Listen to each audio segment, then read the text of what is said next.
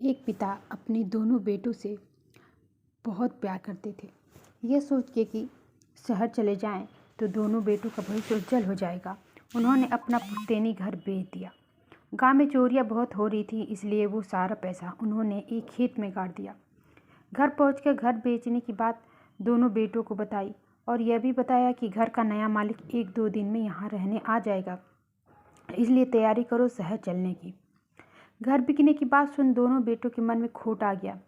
दोनों सोचने लगे कि क्यों न मैं ही सारा पैसा हड़प लूं। तरकीब सोचते हुए दोनों अपने पिता के पास गए और पूछा, पर पैसा तो आप लाए नहीं। पिता ने उत्तर दिया, अरे सारे पैसे मेरे पास हैं, तुम दोनों चिंता मत करो।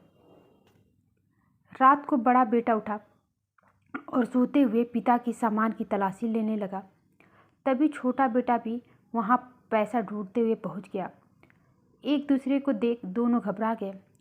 तब फुसफुसाते हुए दोनों ने तय किया कि इस बूढ़े पिता को साथ ले जाकर क्या करेंगे।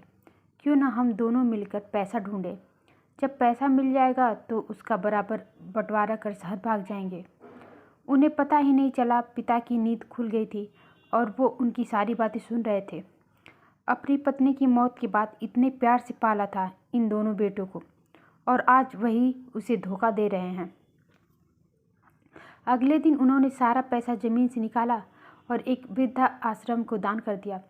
वो अपने बेटों की घृणित सोच से इतने दुखी हुए कि उन्होंने फौरन घर छोड़ दिया और साधु का वेश धारण कर गांव से हमेशा के लिए चले गए। दूसरे दिन नया मकान मालिक आया और उसने दोनों बेटों को घर से निकाल दिया। अब दोनों के पास न पिता था, न घर था और ना ही पैसा। देखा आपने, लालच की वजह से दोनों के हाथ से पैसा भी गया और पिता का प्यार भी। तभी कहते हैं लालच बुरी बला है। धन्यवाद।